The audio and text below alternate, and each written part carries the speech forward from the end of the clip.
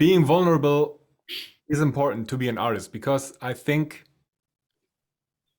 so. Sometimes people tell you as an artist, well, if someone criticizes you, if someone tells you this is shit what you're doing, don't take it so seriously. Just don't listen to them. But you can't do that. Either you listen to everything or you listen to nothing. Having a thick skin means you don't feel anything in life. So you need to be fragile and vulnerable to be an artist in the first place. And that means you will feel terrible for quite some time because it's just part of it and there's no way around it. Or how do you You're see at, it? you're right. You either thin skin, you can't kind of pick and choose what you want to. You can't. And I've been struggling with that for 59 years now. You just can't pick and choose. I'm not going to feel, I'm going to feel this. I'm going to write this song and I'm going to put my soul out there. And then I'm going to talk to three people and I got to ignore one of them and I can't feel it. You can't do that. Yeah. Makes perfect sense. I, Yeah. I, I, I talked to a psychologist last week, not because of this, not because of this, but it just came up. She said, well, sometimes I have to have a thick skin when I hear these stories about people with their traumas, having surgery without anesthesia because it didn't work and they're traumatized. So I have to kind of shut off this part so I don't start to cry because I'm a professional. So she says, I can do that. There's a switch for that, but I need to remember to put it back where it was because if the next client comes in, I will, and this has happened, be too tough, be too hard on them because they need this degree of sensibility from the psychologist. Right. So even she says you cannot choose, you cannot filter something. You have to either you switch off everything or nothing. And you can do it in degrees, but it's always both the good and the bad you're switching off. That's right. Because you switch off the good part when you switch. That's amazing. See, I didn't think other people dealt with this stuff. That makes You're perfect. manic depressive. Yeah. Yeah. Yeah. Story of my Yeah. life. Yeah. On various degrees. Yeah. And we all. But the funny thing with some of that stuff is what was I gonna say? It's still early here. Um I'm not a morning person when it comes to waking up. You have to shut that off, but you have, well, I don't know what the hell I was gonna say. Edit that part out. I don't even know what I'm saying. But yeah, it's very weird like that because I'm working on a song, and I told you in an email that I couldn't find the third page. It had verse 4, 5, 6, and 7 on it, and I put it in an organized notebook. Right, I have 2 or 3 songs in here that I need to work on, so I put them right on my bookshelf. I know I turned the whole house upside down looking for it. Then I realized they're there. And I'm like, why can't I remember this song? Now, here's some deep therapist shit.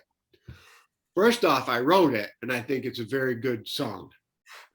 I don't think I could sing it properly. I played it yesterday, but I thought it sounded good. It sounds better. I need to practice it more. Right. And the first person I ever played it for didn't like it Ah. and literally came out and said, no, I don't like that. No, like that. Yeah, I don't talk much to that person anymore. Great person, but they're just, a musician, maybe being honest. You never know what affects, maybe it affected her somehow. You never know. But I've shut that out 7 years. It's the weirdest thing how that Mm. affects you, but you really do have to shut stuff like that out. And that's a learning thing in many cases. Yeah. You know? I heard of a band. It's 4 people in the band, just 2 are composing the songs. One is writing the music, the other is taking care of the lyrics and the vocal lines. It's very complex stuff. And so the guy who writes the music starts work. And he will not show it to anyone before it's kind of done. needs some Right. production, but it's kind of done because he cannot bear any kind of criticism, or because he's so vulnerable and insecure about it. Right. And then he will only give it to the singer, who will then take care of lyrics and they will work on it together. But Right. even then, it has to be done before anyone else, even the other band members, hear it, because it's the baby and it needs very, very special care. And I think having someone like that who understands who you are as an artist, what your voice is, and where you want to go, who might tell you, well, you could move this part over there. Yeah. Yeah. Producing you like Rick Rubin does. He never says this is good, this is bad. He just says, did you try moving the bridge over here? To make That's it constructive, yeah. right. So you need someone like that. And it's really, really hard to find someone like that. Yeah, almost like some of those team writing groups that we hear about that can do that, you know, or somebody that goes, yeah, because you can't. It's like a fragile child or something, like you were saying, like it just an age when you're putting it out there like that. If you care about it, some people don't care; they just write shit. Yeah, that's a song. I guess people do that. I don't know, but yeah, you And that's can't. what it sounds like. What's It's that? just, and then it is just a song. You Yeah, can hear it in most music. instead of like something like I'm playing it, one of my own songs, and I'm like, God dang, I love this song. You know what I mean? Yeah. And I think it's great. Hold on a second. And so I just clicked on something. Jesus. So yeah, you got to be careful with that stuff. It shuts me down completely, Yeah. completely. And maybe that's why. What am I thinking? Some, wow, edit out all these pauses. I'm thinking too much. Sure. It's Oh, well because it's good. we have all these conversations and there's so much information, I you just know, read, and I it's just so read deep. somewhere, we don't give ourselves enough time to think in a conversation. We think like 3 seconds is way too long when we allow others a lot more time. So it's Yeah, okay. yeah. It's thank you. Like most people, humans are so self-critical, they can't, it's like a fucking dysfunctional becomes normal.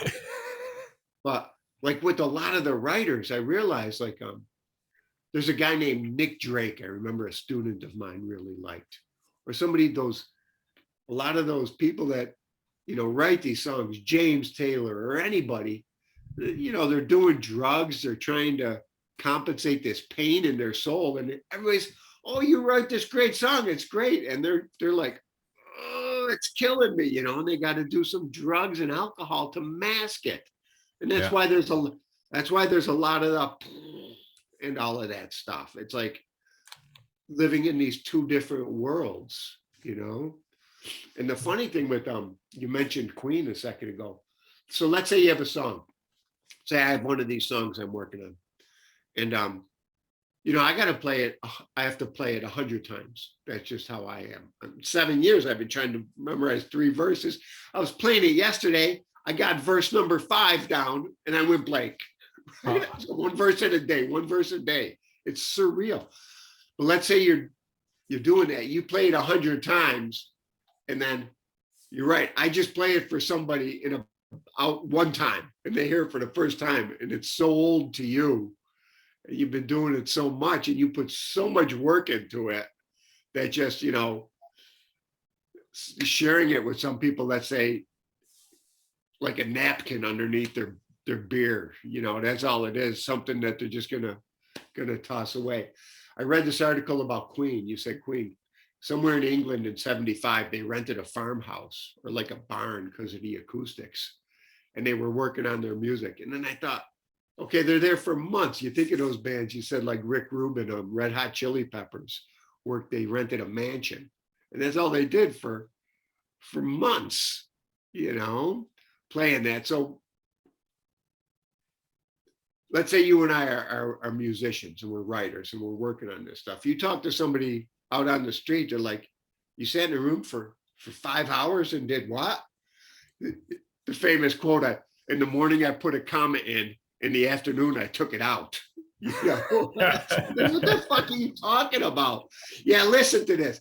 Listen to this. Give me 3 weeks like this, and I'm gonna have a song. And they're like, what are you doing? So you have to actually have that space where you're doing that with an agreeable type of thing. Because as soon as, for me, sometimes I step out of that, you kind of walk in a shadowy type of thing. Sometimes I don't tell people I'm doing stuff or what I'm working on.